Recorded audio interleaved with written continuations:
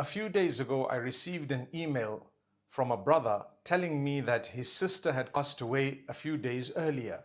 May Allah give her Jannatul Firdaus. May Allah subhanahu wa ta'ala grant her the high and lofty rank and make it easy for her family.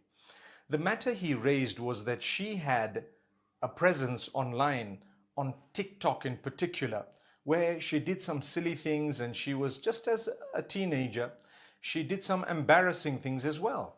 And now that she's passed on, they feel she would not have liked that type of a legacy. She wouldn't have liked those embarrassing short videos to be something that she's remembered for.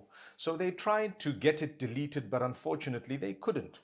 They say they've contacted TikTok and whoever else to try and help them, but unfortunately with no joy. The point I want to raise is simple. My brothers, my sisters, my beloved children, when we use social media, use it in a way that if you were to die for some reason, you would not be embarrassed about the content that you have put out there. Sometimes people do silly things just to gain a following. Sometimes people do that which is very embarrassing, at times even unacceptable, in order to gain the attention of people.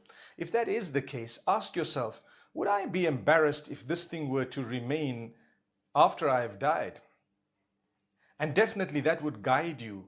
As a believer, we should do that which is good. We should do that which is not embarrassing if we were to die. And even if we did not die, but we need to be much more responsible when it comes to the use of social media. Who would like a legacy to be left after them of that which is not good? So my brothers and sisters, I thought perhaps this very short message would inspire you to be much more responsible when it comes to social media. May Allah subhanahu wa ta'ala grant us a good lesson. I pray for the sister who's passed on. I'm sure the Almighty, with all His mercy and kindness, would definitely look at her with the eyes of mercy. But at the same time, we also pray for the family through these very difficult days, with people messaging them, some with very bad messages, yet it's not their fault at all. This could have happened to anyone. Let's use social media in a very responsible way and ask the Almighty to grant us a death when He is pleased with us.